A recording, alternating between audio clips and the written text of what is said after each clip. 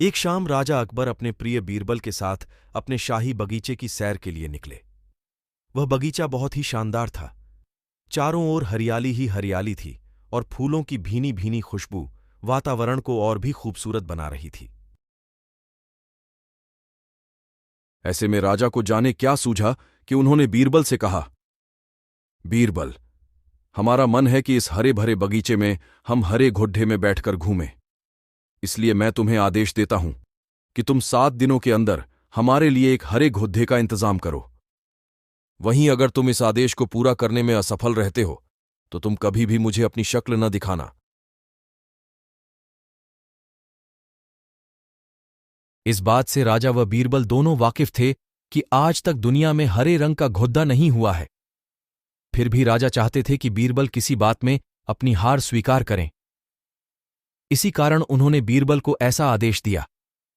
मगर बीरबल भी बहुत चालाक थे। वो भली भांति जानते थे कि राजा उनसे क्या चाहते हैं। इसलिए वो भी घोड्डा ढूंढने का बहाना बनाकर 7 दिनों तक इधर उधर।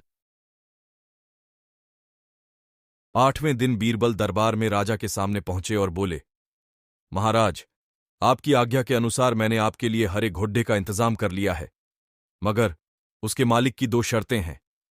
राजा ने उत्सुकता से दोनों शर्तों के बारे में पूछा।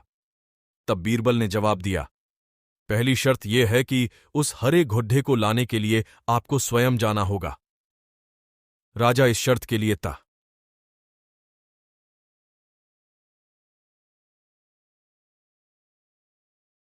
फिर उन्होंने दूसरी शर्त के बारे में पूछा।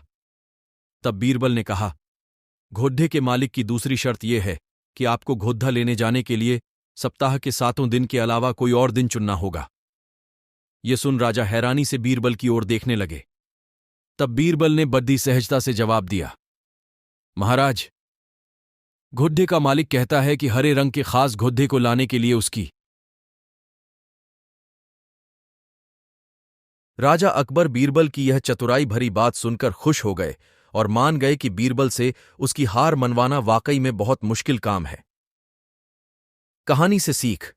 यह कहानी हमें यह सिखाती है कि सही सूझबूझ और समझदारी के साथ नामुमकिन लगने वाले काम को भी आसानी से किया जा सकता है।